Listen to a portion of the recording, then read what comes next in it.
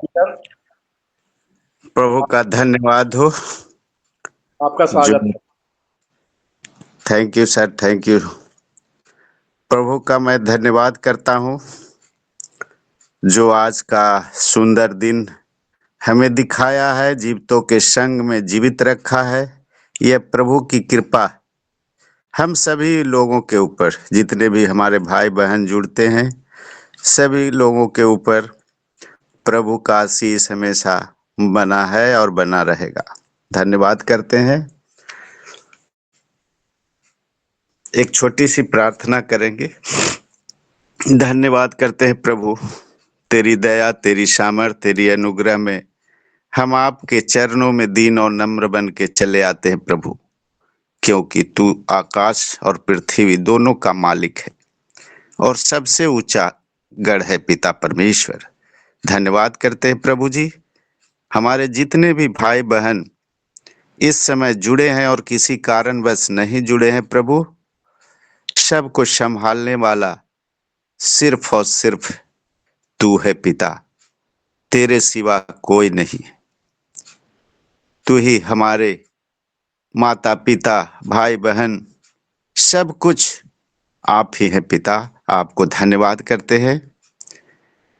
आपने हमें जिस पथ पे लेकर चल रहे हैं प्रभु जी, इसके लिए आपको बहुत बहुत धन्यवाद देते हैं पिता, क्योंकि आपका वचन कहता है कि जिस घर में अगर एक भी प्रभु के जानने वाले हों, प्रभु के पहचानने वाले हों, वो सारा घराना छुटकारा पाएगा और आशीष पाएगा। धन्यवाद करते हैं प्रभु।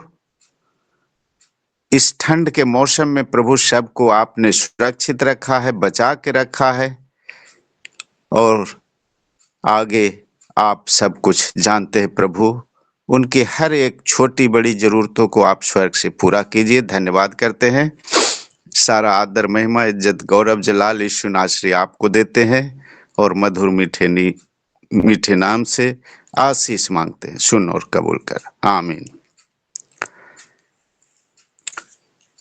ये एक छोटी सी स्तुति गीत गाएंगे। छू मुझे छू खुदावन यीशु मुझे छू, मेरी जान को मेरी रूह को मेरे बदन को छू, छू मुझे छू खुदावन यीशु मुझे छू। धन्यवाद करते हैं पिता जो इस समय हमारे संग है प्रभु, और जो भी मैं बोलूंगा परमेश्वर वो आपके मुखार बिंदु से होकर आवाज हमारे निकले पिता, क्योंकि आप जब तक नहीं चाहेंगे प्रभु कुछ भी संभव नहीं हो सकता। हाँ प्रभु, आप महान हैं, इस समय हमारे संग मौजूद हैं, हमारे लुकिंग इनटू जीसस परिवार के संग उपस्थित है प्रभु। जितने भी बीमार हैं प्रभु सबको चंगाई दीजिए, सबको आशीष और बरकत से भर दीजिए प्रभु। धन्यवाद करते हैं। सारा आदर महिमा इज्जत गौरव जलाल यीशु नासरी आपको देते हैं, आमीन।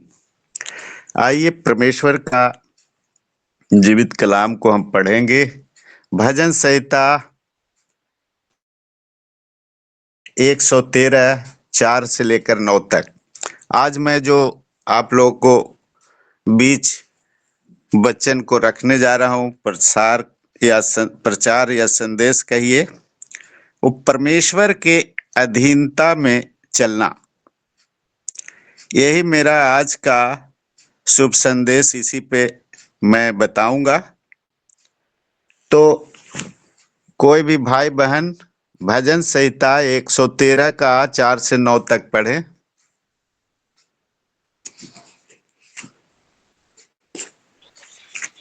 वह सारी जातियों के ऊपर महान है और उसकी महिमा आकाश से भी ऊंची है। हमारे परमेश्वर यहोवा के तुल्य कौन है? वह तो ऊंचे पर विराजमान है और आकाश और पृथ्वी पर भी दृष्टि करने के लिए झुकता है। और सर 9 तक पढ़िए। ठीक है सर। वह कंगाल को मिट्टी पर से और दरिद्र को घूरे पर से उठा कर ऊंचा करता है कि उसको प्रधानों के संग अर्थात अपनी प्रजा के प्रधानों के संग बैठाए। वह बाँझ को घर में लड़कों की आनंद करने वाली माता बनाता है। या की स्तुति करो। आमीन आमीन आमीन आमीन। इस वचन को पढ़े जाने पे प्रभु आपको बहुत आयत से आशीष दे। इसमें परमेश्वर हमें आपको सिखाना चाहते हैं कि हम परमेश्वर के अधीन रहें, परमेश्वर की बातों को माने, यानी जो हमें परमेश्वर ने इस वचन के द्वारा सिखा रहे हैं उसके अधीन चलना है। यहोवा सारी जातियों के ऊपर महान है और उसकी महिमा आकाश से भी ऊंची है। हाँ, जितने भी जाति हैं इस धरती के ऊपर सभी जातियों से श्रेष्ठ हैं और उसकी महिमा आकाश से भी ऊंची है। ये वचन हमको बता रही है आकाश, अभी तक तो हम जानते हैं कि आकाश उस सबसे ऊंची है, लेकिन हमारे परमेश्वर की महिमा आकाश से भी ऊंची है। हमारे परमेश्वर यहोवा के तुल्य कौन है? हमारा राजा ईसा मसीह, उसके समान इस धरती पे आज तक न कोई हुआ है और न होगा। कोई बराबरी कर ही नहीं सकता। वह तो ऊंचे पे विराजमान है, वह स्वर्ग में विराजमान है, उसके ऊपर और कहीं जगह नहीं है। ऊपर विराजमान होने के कारण, ऊंचे पे विराजमान होने के कारण वो आकाश पे भी देखने के लिए हमारे यीशु मसीह को झुकना पड़ता है। जब हम खड़े होते हैं और किसी बर्तन को उठाते हैं तो हमें झुकना पड़ता है, लेकिन हमारा राजा आकाश से भी ऊंचा है। आकाश को देखने के लिए भी उस राजा को झुकना पड़ता है। ऐसा महान और पवित्र, सामर्थी, ताकतवर, बलशाली राजा हम सबके ऊपर प्रभुता करता है। तो हमें भाइयों एवं बहनों किसी से डरने की आवश्यकता नहीं है। इसीलिए परमेश्वर बार बार इस पवित्र बाइबल में बताता है कि मत डर, मत डर, मैं तुम्हारे साथ हूं। हमें यह कहकर ढांढस बंधाता है। वो हमें हर कामों को करने के लिए प्रेरित करता है कि हे मेरे बेटे, हे मेरे बेटियों, चाहे कितनी भी मुसीबत क्यों ना आ जाए, आप मेरे अधीन रहो, हम पे आश्रित रहो।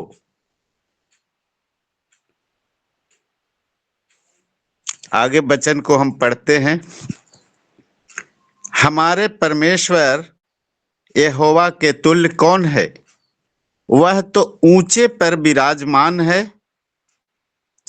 और आकाश और पृथ्वी पर भी दृष्टि करने के लिए झुकता है। ऐसा महान परमेश्वर, ऐसा पवित्र परमेश्वर, क्या आप लोग बता सकते हैं कि और कोई दूसरा है इस धरती पर या स्वर्ग में? हमारे राजा के तुल्य कोई और है नहीं। उसको आकाश को भी देखने के लिए, पृथ्वी को भी देखने के लिए उसको दृष्टि नीचे की ओर झुक कर देखना पड़ता है। इतना ऊंचाई पे वो परम पिता परमेश्वर मेरा बैठा हुआ है। वह कंगाल को मिट्टी पर से और दरिद्र को घूरे पर से उठाकर ऊंचा करता है। कंगाल निर्धन व्यक्ति को कहते हैं, गरीब आदमी जिसके पास कुछ भी नहीं हो खाने पीने का, उसको कंगाल कहते हैं। वेरी पुअर कह सकते हैं उसको। और दरिद्र जो है वो पुअर में आता है, और कंगाल जो होता है उससे भी और नीचे की श्रेणी में आता है। तो हमारा मालिक कंगाल को मिट्टी पर से और दरिद्र को घूरे, घूरे घूरे के मतलब होता है कूड़ा करकट का ढेर। तो वह जो सबसे गरीब है उसको भी उठा करके ऊंचा करता है। इतना ताकतवर, सामर्थी, योद्धा, महान पिता हमारे साथ है, तो हमारी शुद्धि क्यों न लेगा? हमारी बीमारियों से क्यों नहीं वो छुटकारा देगा? हमारी आर्थिक परिस्थितियों से क्यों न वो दूर करेगा? लेकिन हमें धैर्य की आवश्यकता है, धीरज धरने की जरूरत है। जिस प्रभु के शरण में हम गए हैं या आप लोग हैं, परमेश्वर के ऊपर भरोसा रखिए, आप सभी लोगों का काम आसानी से हो जाएगा। ये मेरा वादा है। धन्यवाद करते हैं प्रभु, आप इस समय हम सभी पवित्र जनों के संग हैं, और जो अपने मन में इच्छा शक्ति को संजोए हुए हैं, नए साल में प्रभु जी सबको पूरा कीजिए। आइए आगे वचन को पढ़ते हैं। उसको प्रधानों के संग अर्थात अपनी प्रजा के प्रधानों के संग बैठाए। कंगाल को मिट्टी पे से, दरिद्र को घूरे पे से उठा के इतना ऊंचा करना चाहता है वो कि वो प्रधान के संग में बैठे, अपनी प्रजा के प्रधान के संग बैठाए जाएं, ऐसा महान पवित्र पिता की हम आराधना करते हैं। वह बांझ के मतलब हुआ जिसके पास बच्चे नहीं हो, चाहे वो लड़का या लड़की चाहती है लेकिन नहीं हो रहा है, उसको भी घर में लड़कों की आनंद करने वाली माता बनाता है। वह बांझ को घर में लड़कों की आनंद करने वाली माता बनाता है। अब यहाँ पे देखिए, ये जो वचन बता रहा है कि जिसके पास बच्चे हैं उसके वो तो घर में अपने आनंद मना रही है, लेकिन हमारा परमेश्वर बांझ को भी वो बांझपन को खोल देता है ताकि तू अब घर में जैसे और लोग माता की तरह रह रही है वैसे तू भी रह। वह बांझ को भी अपना बच्चे देती है कि हे मेरे बेटी बेटियां, तुम भी एक माँ के समान मैं तुम्हें बनाता हूं। इसलिए हमें परमेश्वर की आराधना स्तुति हमेशा हमेशा उठते बैठते सोते जागते चलते फिरते दिन में रात में कभी भी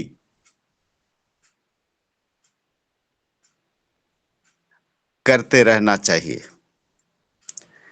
आइए परमेश्वर की अधीनता में और चलने के लिए याकूब की पत्री 4 अध्याय 7वां वचन को हम देखेंगे। कोई भी भाई बहन पढ़े।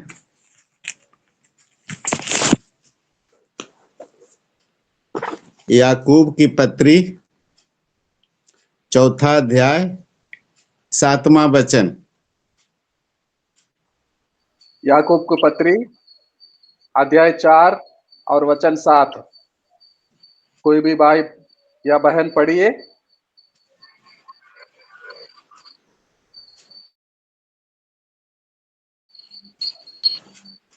कोई भाई बहन पढ़िए। 7 बच्चे। इसलिए परमेश्वर के अधीन हो जाओ और शैतान का सामना करो तो वह तुम्हारे पास से भाग निकलेगा। आमीन आमीन आमीन। वचन को पढ़े जाने पे परमेश्वर आपको बहुतायत से आशीष प्रदान करें। इसलिए परमेश्वर के अधीन हो जाओ और शैतान का सामना करो तो वह तुम्हारे पास से भाग निकलेगा। तो परमेश्वर के अधीन होना अनिवार्य है। अधीन होना के मतलब हुआ हम परमेश्वर के ऊपर आश्रित हो जाएं। जैसे पिता के ऊपर पुत्र, मालिक के ऊपर जो कल कारखाने में काम करने वाले होते हैं वो नौकर आश्रित होते हैं, क्योंकि मालिक का बात नहीं सुनेगा तो वो मालिक उसको काम पर से वापस कर देगा। इसलिए मालिक के पास दास होकर उसके अधीन रहना पड़ेगा।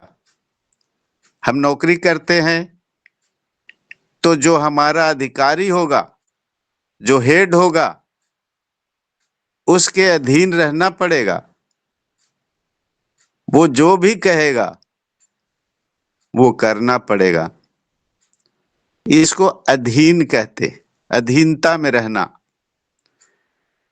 तो हमें भी परमेश्वर के अधीन रहेंगे तो शैतान का हम सामना कर सकते हैं। हम शैतान को किसी भी व्यक्ति के अंदर से भगा सकते हैं। यीशु मसीह के नाम से डांट के हम भगा सकते हैं। अपने आप से कुछ भी नहीं कर सकते। इसलिए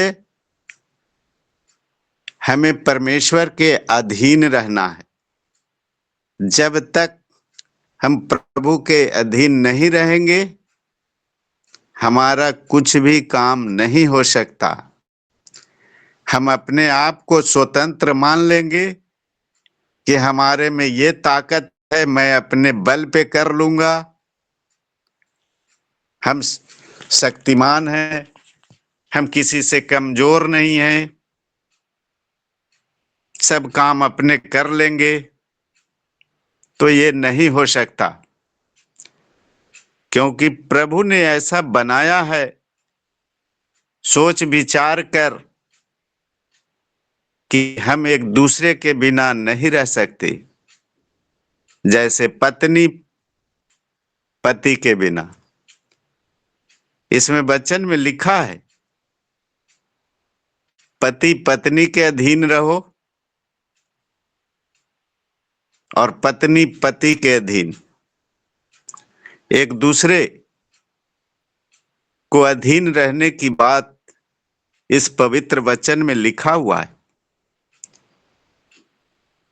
इसी प्रकार से हमें भाइयों एवं बहनों, हमें परमेश्वर के करीब रहना है, परमेश्वर के अधीन रहना है, परमेश्वर की बात को मानना है, परमेश्वर की आज्ञा को मानना है और साथ में चलना है। तभी हम आगे बढ़ सकते हैं। यहाँ पे मैं एक वचन और देखूंगा, गलातियों की पुस्तक 5वां अध्याय का 16वां वचन। कोई भी पढ़े।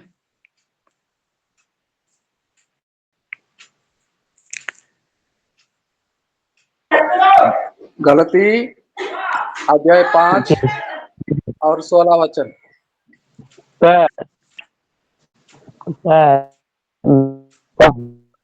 आत्मा न चलो तो तुम शरीर की रीति से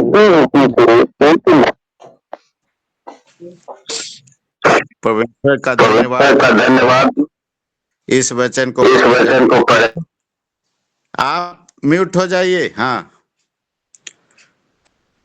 यीशु मसीह यहाँ पे कह रहे हैं, क्या कहते हैं वचन में, कि यदि तुम आत्मा के अनुसार चलोगे तो तुम शरीर की लालसा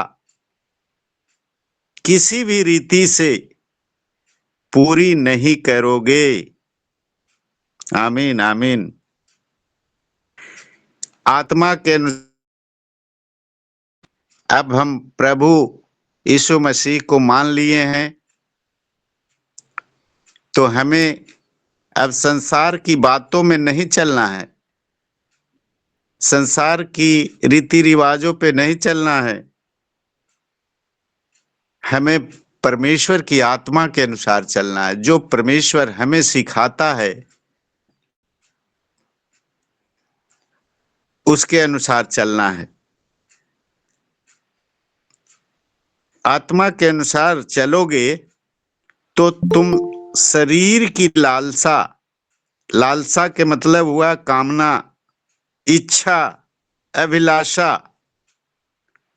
तुम शरीर की लालसा किसी भी रीति से, किसी भी नियम से, किसी भी प्रथा से, किसी भी फैशन से पूरी नहीं करोगे। लेकिन अगर संसार की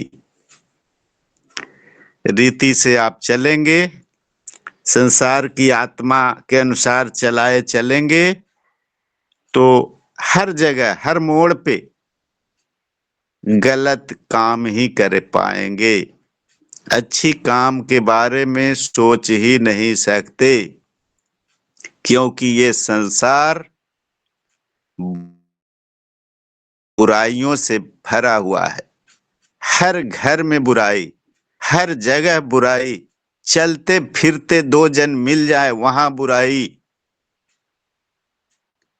इसलिए हमें प्रभु के संग रहना है, प्रभु की बातों पे चलना है, क्योंकि हमें प्रभु के अधीन रहना है। एक वचन और देखेंगे, अभी टाइम है थोड़ा सा। लूका 2:52, लूका 2 अध्याय का 52वां वचन।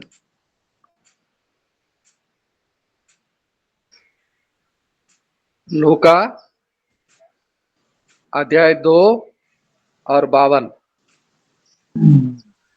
ये कोई यस सर। भाई बहन जैसे और यीशु बुद्धि और डील डॉल में और परमेश्वर और मनुष्यों के अनुग्रह में बढ़ता गया। आमीन। आमीन आमीन। यीशु बुद्धि और डील डॉल में, डिल डॉल यानी महानता, उच्चता में। डिल डॉल के मतलब होता है अच्छी व्यक्तित्व वाले पर्सन, जो देखने में खूबसूरत लगता हो, लंबा भी हो और उसके विचार उत्तम हो, आकार में अच्छा देखने में लगता हो। तो हमारा यीशु बुद्धि और डील डॉल में और परमेश्वर और मनुष्यों के अनुग्रह में बढ़ता गया। हमारा ईसा मसीह जो हैं वो बुद्धि से भरपूर थे, डिल डॉल थे, और वो परमेश्वर पिता की कृपा से पिता परमेश्वर की अधीन रहने, यानी हम कह सकते हैं कि पिता के अधीन पुत्र के रहने से वो और मनुष्य की कृपा में और परमेश्वर की दया से, परमेश्वर की अनुग्रह से और मनुष्यों की अनुग्रह से वो आगे बढ़ते गए, बढ़ते गए, बढ़ते गए।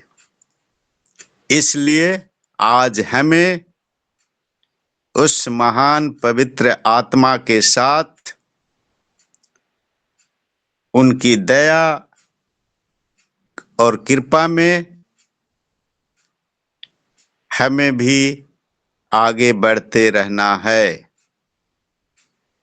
इस प्रकार हम कह सकते हैं कि हमें इस वचन के द्वारा जो भी सीखने को मिला, उसमें सब में प्रमुख यही है कि हमें परमेश्वर के अधीन रहना है, परमेश्वर के साथ चलना है, और हमेशा हमेशा जैसे एक घर में मालिक होता है पिता, उस पिता के अनुसार ही अगर पुत्र या बेटे बेटियां काम करते रहते हैं तो वो जीवन में सदा खुशहाल और आगे बढ़ते रहते हैं। और अगर पिता का बात नहीं मानता है कोई पुत्र, तो वो आगे नहीं बढ़ पाता। इसलिए भाइयों एवं बहनों, हमारा पिता आप जानते हैं कि कौन है? हमारा पिता ईसा मसीह हैं, और हमें इनके अधीन सदैव चलते रहना है और आगे जीवन में बढ़ते रहना है। और हमारा कोई भी काम जब हम करने के लिए निकलेंगे तो वो हमारा काम रुक नहीं सकता है। देर हो सकता है, लेकिन वो काम में कोई रुकावट नहीं हो सकती। तो इन वचनों के द्वारा परमेश्वर हम सभी को बहुत आयत से आशीष प्रदान करें। बहुत बहुत धन्यवाद समय देने के लिए सर जी को। बाकी आप आगे का समय सर के हाथों में देते हैं। धन्यवाद। धन्यवाद आपको मदन कुमार जी। बहुत ही सिंपल, बहुत ही सरल, बहुत ही सुंदर वचन को सुना रहे थे आप। हम आशीषित हुए हैं। आपको बहुत बहुत धन्यवाद। God bless you. Thank you sir, thank अब समय हो गया है अंतिम प्रार्थना करने, क्लोजिंग प्रेयर करने। विश्वनाथ प्रसाद जी तैयार हैं और आखिरी प्रार्थना करेंगे। आशीष को भी सुनाए। विश्वनाथ प्रसाद जी, धन्यवाद करते हैं। धन्यवाद धन्यवाद धन्यवाद धन्यवाद। स्वर्ग में विराजमान पापा जी, हमारे भैया मदन भैया के मुख से बहुत बढ़िया सब्जेक्ट आपने दिया। हम इसके लिए कोटि कोटि धन्यवाद करते हैं। इस मंडली के अंदर सभी भाई बहन को